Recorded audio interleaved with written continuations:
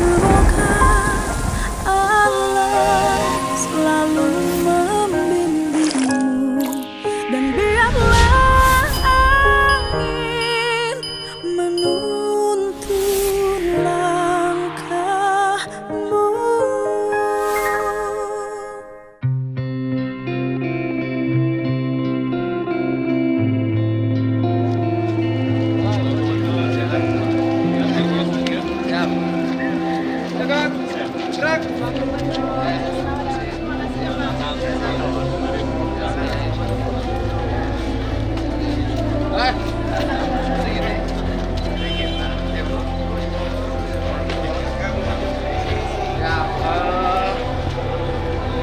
Berdiri di belakang tempat duduk Bapak Gubernur ya.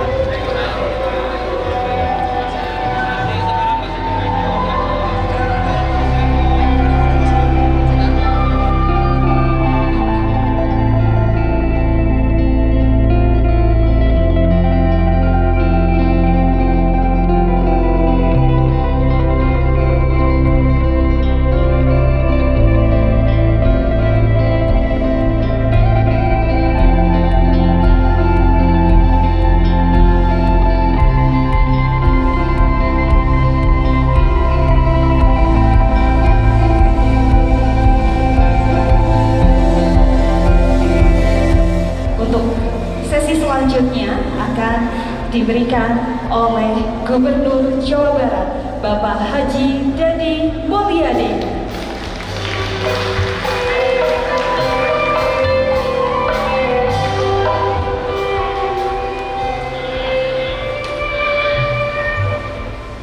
Assalamualaikum warahmatullahi wabarakatuh. Sampurasun. Pak Wamen yang saya hormati, sahabat saya yang senantiasa memiliki spirit yang sangat luar biasa bagaimana menjaga hubungan industrial, bagaimana menjaga keberlangsungan investasi, dan bagaimana menjaga harmonisasi. Itu tiga kerangka dasar yang harus dibangun dalam hubungan industrial Indonesia. Yang saya hormati Presiden PT Ultimate Nobel Indonesia, Mr. Robert Chiang. Ya, Chiang itu kalau bahasa Sunda itu, bahasa Indonesia itu artinya berang, Pak. Ya, jadi memang Bapak datang ketika siang hari di Indonesia. Terima kasih ya atas investasinya. Kemudian sahabat saya Pak Kapolda yang rajin sekali memberikan supporting pada saya dalam upaya menjaga keberlangsungan investasi Indonesia, Pak Bupati serta seluruh pimpinan daerah Kabupaten Garut. Saya titip pesan ke Bapak, kan nanti berkembang ke industri, nanti cari tempat lahan yang masuk agak ke dalam, jangan di pinggir jalan besar, di tikungan, karena jumlah karyawan banyak, begitu keluar kemacetan panjang. Saya ngalamin itu dulu di Purwakarta, itu macetnya bisa berjam-jam, apalagi ini jalannya adalah jalan lintas yang sangat padat serta rawan kecelakaan, karena nanti akan tumbuh warung segala macam. Nah, ini ke depan industri masukin ke dalam, dan saya berjanji jalan ini pada tahun ini akan saya perlebar dan akan saya perkuat sehingga truk-truknya bisa lewat dengan baik. Karena tugas pemerintah provinsi hari ini adalah mendorong regulasi, termasuk Pak Wamen, saya akan membuat jalan 8 jalur di Kabupaten Subang untuk industri mobil listrik Cina. Itu yang akan saya buat. Dan untuk itu saya tidak lama, karena setengah 5 saya harus rapat memutuskan berbagai kebijakan anggaran. Kemudian yang saya hormati Ketua Apindo Provinsi Jawa Barat, kemudian Vice Presiden New Balance Mr. Dun Chan Sot, saya ucapkan terima kasih sudah diikat ya, Bapak sudah terikat oleh kebudayaan Jawa Barat dan kebudayaan Indonesia. Kemudian seluruh hadirin yang berbahagia, pertama, kalau datang investasi semua gembira. Tetapi kalau sekarang kita tidak membuat rambu-rambu, maka seluruh investasi ini akan mudah pergi. Saya pengalaman dengan ini, apalagi industrinya industri padat karya. Untuk itu yang pertama, ini kerangka dibuat oleh Pak Bupati. Buat forum grup manajer HRD di Kabupaten Garut. HRD itu nanti dalam grupnya itu boleh berkeluh kesah tentang hak apapun, karena kalau pemegang saham, pemegang modalnya kan nggak mungkin ngurus teknis, sehingga mereka itu tidak repot terhadap 4 hal. Pertama, ribut di urusan rekrutmen tenaga kerja. Saya tahu Garut bagaimana ototnya orang Garut. Ribut di urusan rekrutmen tenaga kerja. Yang repot yang di demo pabrik lagi. Ini yang bermasalahnya adalah di tenaga kerjanya, yang di demo pabriknya. Untuk itu caranya bagaimana? Maka Kabupaten Garut sekarang segera mendata seluruh calon angkatan kerja di Kabupaten Garut. Masukin dalam database-nya. Di sini yang di pabrik, di sini berapa sih masyarakatnya? Kemudian nanti yang di kecamatannya berapa, kabupatennya berapa, masukin dalam sistem database. Kemudian sebutin kualifikasi keahliannya. Setelah itu menurut saya tidak usah ada lamaran kerja, ini harus dihapus. Karena lamaran kerja itu menimbulkan kerumunan, membuat persyaratan, menimbulkan harapan. Akhirnya yang tidak diterima ngamuk. Caranya bagaimana? Caranya dalam manajer HRD nanti tinggal lihat database calon tenaga kerja, mana kualifikasinya. Kalau butuh 3.000, kasih nomor urut 1 sampai nomor 3.000. Itu saja. Sebelum masuk pabrik, dibutuhkan apa dia, maka buat training dulu. Setelah training, masuk pabrik, masuk kerja baru urus persyaratan. Jangan bikin persyaratan sebelum diterima. Kenapa? Karena biaya itu nanti pinjem bank emok tuh gitu. Itu dibuat standarisasi seperti itu. Nah, kalau sudah sistemnya bursa kerja dipakai dengan di setiap kabupaten kota, maka tidak usah ada lamaran kerja. Cukup manajer HRD mencetak nama-nama itu, kemudian dia memanggilnya untuk interview. Untuk interview, kemudian dilatih bekerja. Jadi tidak terapa lagi di era politisasi seperti sekarang. Pak Kapolda pasti paham. Nanti antrian tenaga kerja ini di video disebarkan bagaimana orang Indonesia, orang Jawa Barat ngantri cari kerja. Ini, tetapi kalau semuanya silent, tidak ada lagi antrian lapangan orang kerja, dibuat dalam sistem data yang memadai, dan saya akan mengupgrade seluruh sistem data itu hari ini. Nah, kemudian mereka tinggal dipanggil saja. Dipanggil, kan UMPTN juga masuk perguruan tinggi, tidak semuanya masuk SMPTN, ada yang dipanggil. Menurut saya sudah selayaknya seperti itu. Jadi berapa di desa ini ada berapa yang memenuhi syarat, di desa tetangga ada berapa yang memenuhi syarat, di desa tetangganya lagi Kecamatan Tegal memenuhi syarat, panggil kemudian bikin surat pernyataan kesediaan untuk mengikuti sistem yang ada di industri. Karena apa? Karena kelemahan bangsa kita adalah budaya di lingkungan dibawa ke pabrik. Contoh, di lingkungannya ada yang hajat, tidak masuk kerja. Di lingkungannya tetangganya sakit, tidak masuk kerja. Pabrik tidak pernah mengerti itu. Kalau sudah masuk ke pabrik, maka Anda terikat dengan sistem yang bekerja di pabrik. Setelah itu oleh pabriknya dikasih teguran, bawa temennya, ormasnya ke sini, bawa LS-nya ke sini, bawa tetangganya ke sini. Industri tidak akan betah dengan sistem yang seperti ini. Untuk itu, buat kerangka seperti ini, dan saya dan Pak Kapolda besok juga akan berada di Karawang, akan bersikap tegas. Itu yang terakhir. Yang berikutnya adalah hentikan mentalitas di lingkungan pabrik. Aparat desa, karang taruna, segala macam. Satu ingin menguasai pabrik dari hulu ke hilir. Masuk barang harus bayar, masuk besi harus bayar, turunin batu harus bayar.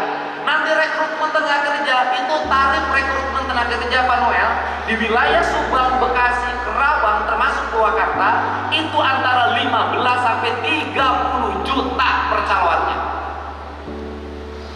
Ini harus dihentikan, harus dihentikan. Nah, ini saya tuh faktual karena saya gaul dengan mereka dalam setiap hari. Sehingga tidak aneh kalau tiba-tiba di desa itu ada tokoh kaya. Nah, ini harus segera dibenahi. Nah, kemudian yang berikutnya adalah orang menganggap pabrik sumber duit.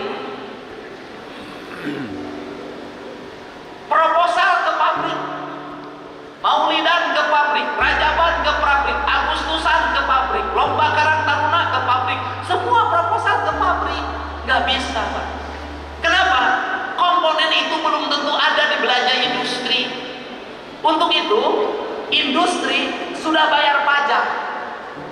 Karena industri sudah bayar pajak, seluruh kebutuhan warga itu tidak boleh dipenuhi oleh pabrik, harus dipenuhi oleh pemerintah, pemerintah provinsi, pemerintah kabupaten, pemerintah desa. Gak boleh. Saya nanti akan larang seluruh kepala desa membuat proposal kegiatan minta sumbangan ke pabrik. Tidak boleh. Saya katakan sudah bayar pajak, dipajaki. Nanti tidak diberi, dikasih misalnya sumbangannya, majuin 10 juta, dikasih 200.000, disobekin proposalnya, dibandingin, didemo lagi. Ini harus segera dibenahi. Untuk itu saya berikan jaminan kenyamanan bagi seluruh pengusaha di Jawa Barat. Anda nggak usah pusing. Pemerintah Provinsi Jawa Barat hadir untuk melindungi seluruh investasi sampai teknik.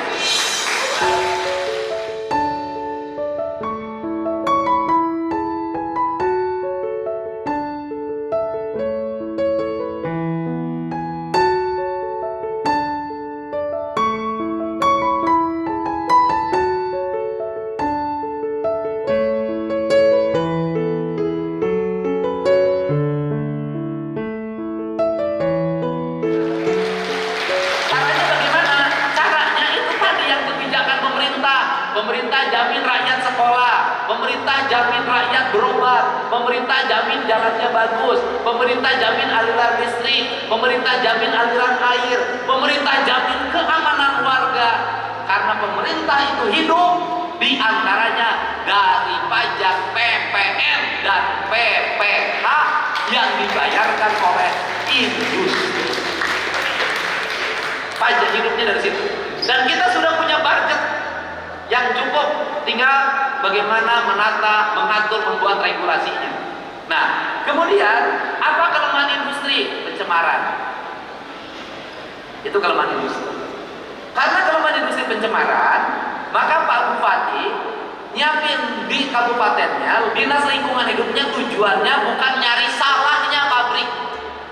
Tujuannya memandu pabrik dari kesalahan. Kalau nyari salah, setiap orang ada salahnya, nggak akan kelar-kelar. Tapi memandu pabrik dari kesalahan. Bila perlu nanti, pemerintah Provinsi Jawa Barat akan membangun ipal-ipal komunal untuk pabrik-pabrik di Jawa Barat dibiayai oleh Pemprov. Nanti pabriknya tinggal bayar pengelolaannya, karena itu nanti dikelola oleh pemerintah, kemudian pabrik tinggal bayar. Kenapa? Pabrik bangun ipal jauh lebih mahal. Ini yang akan dibuat, dan ipal itu Pak Bupati nanti kalau kerja sama Pemprov itu adalah investasi, Pak. Jadi daripada pabrik harus sibuk bikin ipal, sudah aja nanti Pemda Provinsi Jawa Barat dan Pemda Garut bikin ipal untuk pabrik. Pabrik tinggal bayar sewa ipal. Itu cara. Nah, itu yang harus dibuat oleh kita. Kenapa? Karena ini saya tegaskan bahwa hari ini di Jawa Barat memang ada PHK. Tetapi di Jawa Barat juga ada harapan rekrutmen tenaga kerja baru.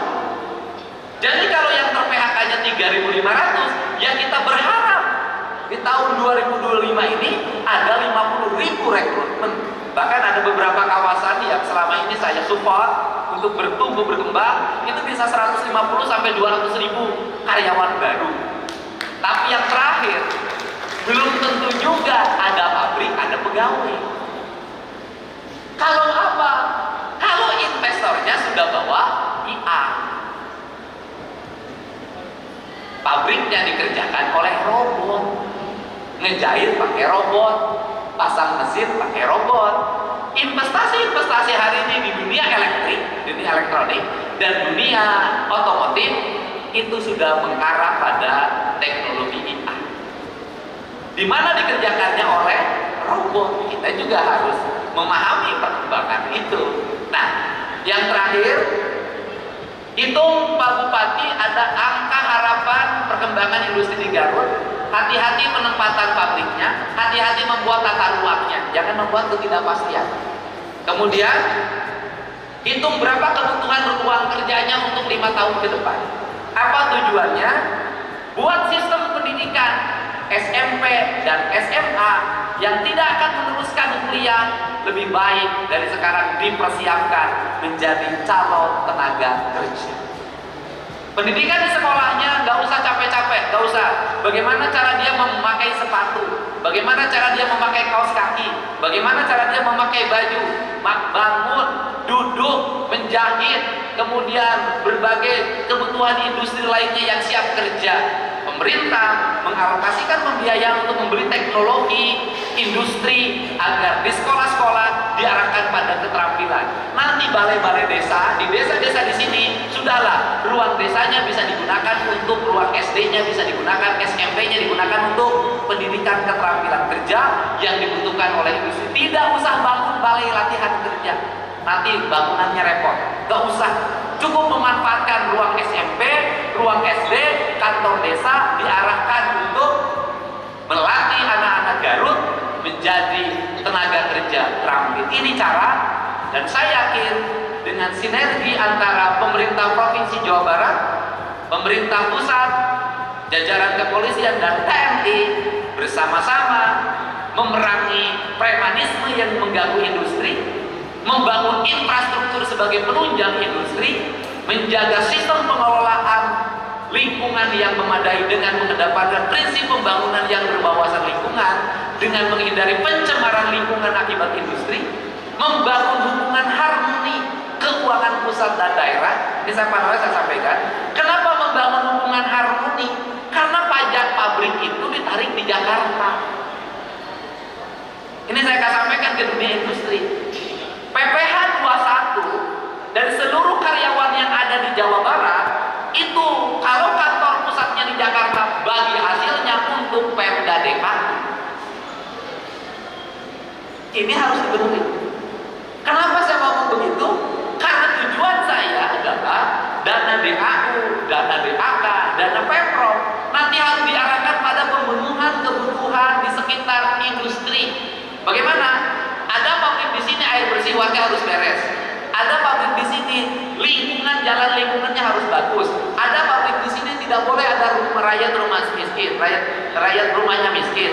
Ada pabrik di sini anak-anak bangunan sekolahnya harus baik. Ada pabrik di sini air bersihnya harus baik. Kenapa? Agar rakyatnya tenang. Dan nanti saya bisa menjelaskan bahwa daerah di sini dibangun berdasarkan pajak, pajaknya dibayarkan oleh pabrik di mana pabrik itu di desa itu berada, dan itu uangnya digunakan untuk semua, sehingga warga merasa keberadaan industri adalah merupakan tempat bagi pertumbuhan ekonomi dan sahabat, bukan pabrik menjadi musuhnya masyarakat. Ini arah kebijakan yang dibangun. Untuk itu saya mengucapkan terima kasih. Saya berterima kasih. Semoga kalau pabrik ini bisa menyerap 10.000 tenaga kerja, mudah-mudahan bisa terrealisasi dan mudah-mudahan bisa bertahan selamanya di Garut. Karena Garut itu adalah kota Pangirut. Tahan datang ke Garut, mal bisa balik deui. Tapi dengan catatan, di Garutnya mulai dibenahi, tidak boleh solokannya kotor, tidak boleh jalannya rusak, tidak boleh bangunan liarnya berserakan di mana-mana. Saya berharap pabrik itu adalah tempat estetika, bukan tempat kesemrawutan.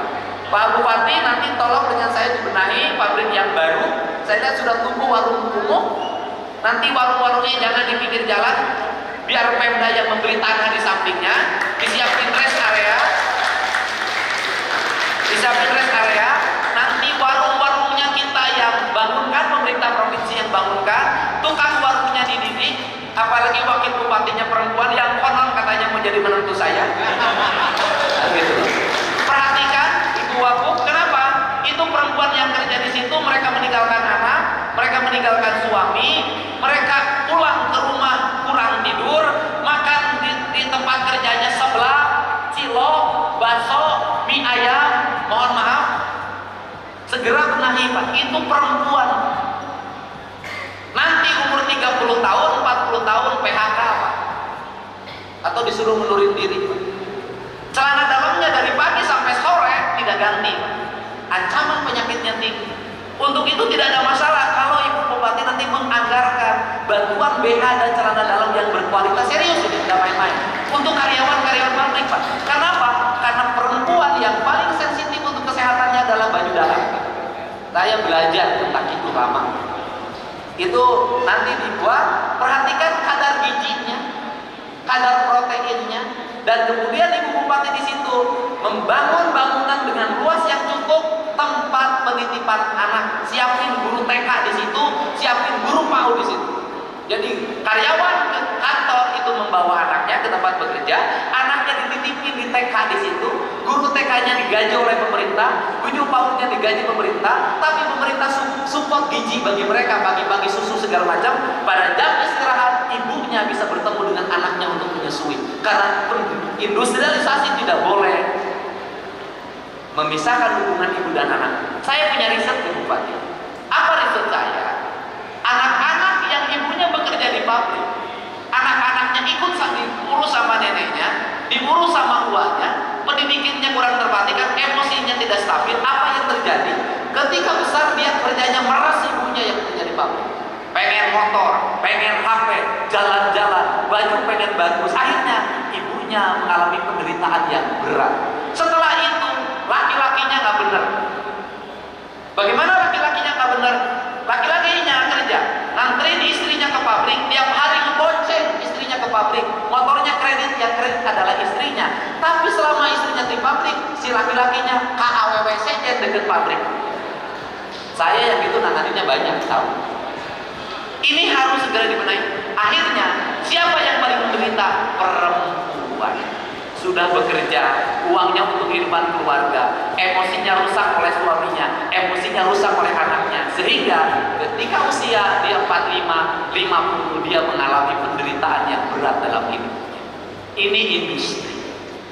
Jadi tugas negara hari ini adalah meringankan beban industri, agar industri fokus pada produksi, agar industri fokus pada pasar. Terakhir, yang harus kita pikirkan ke depan adalah reaktivasi jalur kereta. Kalau nanti Garut ke depan industrinya tumbuh pada wilayah tertentu, ya, nggak boleh wilayah-wilayah itu daerah resapan air mengancam lingkungan hidup, saya nggak setuju. Maka pengangkutan bahan untuk ekspor peti kemas menurut saya lebih baik menggunakan jalur kereta. Lebih murah dibanding lewat jalur darat, lewat tol. Kenapa? Tol terus mengalami kenaikan, biaya angkutan mahal. Maka investasi pemerintah provinsi tahun 2026 adalah reaktivasi untuk jalur kereta, termasuk mendorong industri menggunakan jalur kereta sebagai jalur angkutan peti kemas. Jauh lebih murah. Jalur angkutan peti kemas jauh lebih murah dibanding dengan jalur darat. Jumlahnya bisa banyak, ongkosnya hampir sama. Ini harus dibangun, dan Belanda dari dulu sudah melakukan itu. Ini pemerintah kolonial Belanda. Itu barangkali yang dapat saya sampaikan. Ini cara berpikir. Mohon Bapeda Garutnya membuat perencanaan yang baik. Mohon Bupatinya peka terhadap lingkungan dan sejenisnya. Kenapa? Terakhir, kenapa harus saya ngomong? Jawa Barat ini luar biasa. Dibanding Bali kita lebih hebat. Kenapa? Kita punya alam yang baik, kita punya iklim yang baik, kita punya industri. Artinya kalau lemburnya diurus, bahasa saya, lemburnya diurus, sumber airnya dijaga, hutannya dijaga, daerah aliran sungainya dijaga, bersih-bersih semuanya, kawasan wisatanya terbangun dengan baik, kotanya ditata, industrinya dijaga, maka uang gak akan muter kemana-mana. Orang-orang asing yang kerja di sektor industri, pikniknya di Indonesia, di Jawa Barat, rumah tinggalnya di Jawa Barat, tempat tinggalnya di Jawa Barat, makannya di Jawa Barat. Ini harus dibangun. Hari ini orang-orang asing yang tinggal di Jawa Barat, dia tidak ngerti Garut itu di mana. Dia tidak ngerti Bogor di mana. Yang dia tahu adalah tempat kerja dan Bali. Yang dia tahu adalah tempat kerja negaranya dan Bali.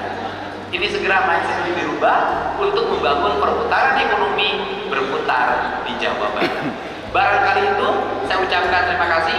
Semoga industri ini memberikan kemakmuran, kebahagiaan bagi warga Garut, warga Jawa Barat, dan warga Indonesia. Mari kita sama-sama jaga investasi untuk pertumbuhan ekonomi dan kesejahteraan warga. Lembur diurus, kota ditata, Jawa Barat istimewa. Wallahu muwaffiq ila aqwamit thoriq. Assalamualaikum warahmatullahi wabarakatuh.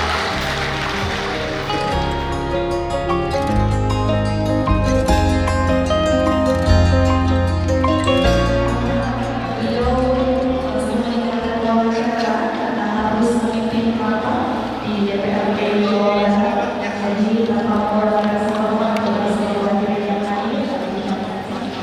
Saya sudah koordinasi ya dengan Dirjen Gakum Kementerian Lingkungan Hidup. Hari Kamis kita mau ke sana, tetapi saya sebelum itu juga mau ke sana. Kemudian fokus pada audit lingkungan faktor penyebab. Walaupun saya bolehlah saya berasumsi, asumsinya karena kerusakan puncak. Puncak, daerah kebun teh, daerah hutan itu berubah menjadi area industri akibat PTPN itu kan menyewakan tanah-tanah di puncak untuk kepentingan komersial. Tanam darurat yang sudah disiapkan. Ya BPBD sudah turun, kalau kebutuhan pokok segala macam sudah kita penuhi. Tapi kalau yang begitu kan relatif teknis ya, mudah dilakukan. Kalau yang saya katakan yang itu mudah dilakukan. Yang harus kita perlu pikirkan itu adalah itu tidak terjadi lagi. Oke. Itu Apa jangan yang akan disiapkan supaya itu terjadi? ya puncak harus dikembalikan. Puncak harus dikembalikan menjadi kawasan daerah resapan air, tempat tumbuhnya pohon dan tempat disimpannya air. Kan banyak tempat wisata. Harus berani merubah. Saya mau ke Menteri Lingkungan Hidup, ya saya mengajak ke pemerintah pusat melalui Kementerian Lingkungan Hidup, mari kita bersama-sama untuk mengembalikan puncak pada alam asalnya. Pak, terkait Soal MBG Pak, gagasan Ya. terkait Pak Gub sendiri terkait apa MBG mau dikasih ke orang tua dengan biaya orang seperti apa Pak? Oh, MBG kan menjadi fokus kewenangan pemerintah pusat hari ini. Jadi tugas dari Presiden pada kita hari ini adalah membantu pelaksanaan MBG. Ini tugas ya, tugas dari Presiden pada kita. Bahkan kita, Pak Presiden meminta anggaran yang dilakukan untuk MBG dialokasikan untuk kepentingan pendidikan dan kesehatan. Jadi MBG hari ini itu menjadi ranahnya pemerintah pusat dan kita memberikan support agar pelaksanaannya Berapa berjalan besaran, dengan Pak, yang baik dan sukses. digelontorkan dari provinsi? Gagasan sendiri Pak? Ya. Besarannya berapa Ya. Pak? Gimana? Enggak. Jadi gini, pemerintah pusat itu meminta anggaran untuk MBG diarahkan untuk kepentingan daerah bisa pemerintah daerah. Nanti kita mengalami siapin dapur, kita bantu nyiapin dapur. Itu tugasnya itu. Oh, Kan gitu. kita harus Fasilitasi mengikuti ya. apa yang ditugaskan oleh pemerintah pusat. Terkait gagasan sendiri Pak, dikasih ke orang tua Ya seperti apa? sekarang kan MBG itu sudah menjadi kelembagaan yang melayani masyarakat dengan menyediakan makan yang tersedia bagi masyarakat. Jadi tugas pemerintah provinsi hari ini adalah memberikan dukungan.